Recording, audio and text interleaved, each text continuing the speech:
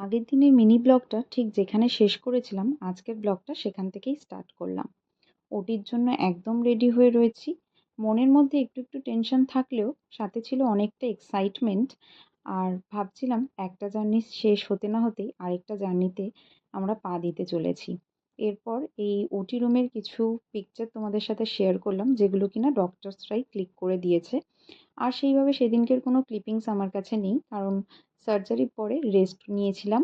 আর next day morning থেকে আবার ছোট ছোট করে কিছু তুলে রেখেছি। প্রথমেই একদম ফার্স্ট মর্নিংয়ে বেডটি পেয়ে গেছিলাম, আর বেডটির পরেই যাকে দেখে পুরো মুডটাই চেঞ্জ হয়ে গেছিলো সে হলো আমার এই লিটল মিরাকেল। ওকে নিয়ে আসা হয়েছিল আমার কাছে, আগের দিন রাতেও একবার এনেছিল।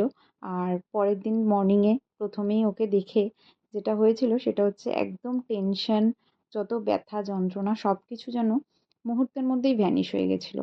আর সিস্টাররা বলেছিলেন যে ব্রেকফাস্ট করার পর লাঞ্চ করার পর আমাকে কিন্তু বারবার করে ফিড করতে যেতে হবে নার্সারিতে। যত আমি হাঁটা চলার মধ্যে থাকবো হিলিং প্রসেসটা ততই ফাস্ট হবে, রিকভারি ততই ফাস্ট হবে। তো সেই রকমই আমি করছিলাম।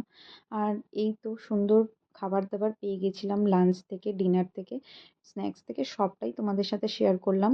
পুরোটাই হেলদি ফুড ছিল অ্যাজ পার আমার ডায়েটিশিয়ানের রেকমেন্ডেশনে। আমার নেক্সট ডে থেকেই কিন্তু সলিড ফুড স্টার্ট হয়ে গেছিলো। তো এই যে সাকসেসফুল জার্নিটা আমি পুরো একদম যেদিন থেকে প্রেগনেন্সি স্ট্রিপে ডাবল লাইন দেখেছিলাম সেদিন থেকেই ওটি রুম পর্যন্ত পুরোটাই কাটাতে পেরেছি কিছু মানুষের জন্য। তাদের কাছে আমি সত্যিই খুব থ্যাঙ্কফুল।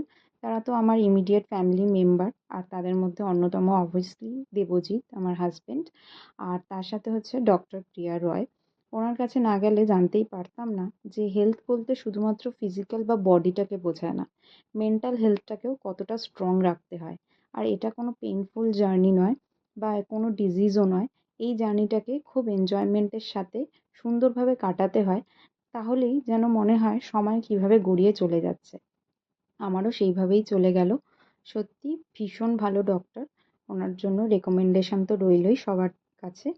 আর এটা হচ্ছে একদম আমার যেদিনকে ছুটি হয়ে যাবে সেদিনকে লাঞ্চটা প্রোভাইড করেছিল, কারণ ভিজিটিং আওয়ারের পরে আমার ছুটি হয়েছিল, ইন্স্যুরেন্স ক্লেম হয়ে আসতে সময় লেগেছিল। ডিরেক্টলি চলে যাচ্ছি একদম বাড়িতে। আর যে যতটুকু যা সাজানো দেখতে পাচ্ছ সেটা নিউ পাপা করেছে। আর যেহেতু রাত হয়ে গেছিলো সেই জন্য আমরা বাইরে বেশি সময় কাটাইনি। আর গাড়ি থেকে নামার পর থেকেই ও ছেলেকে নেওয়ার জন্য ছটপট করছিল, কারণ 3 দিন যাবৎ ও কোলে নেয়নি, আমিই নিয়েছিলাম। সেই জন্য ওর ছেলে ওর হাত ধরেই কিন্তু বাড়িতে প্রবেশ করলো।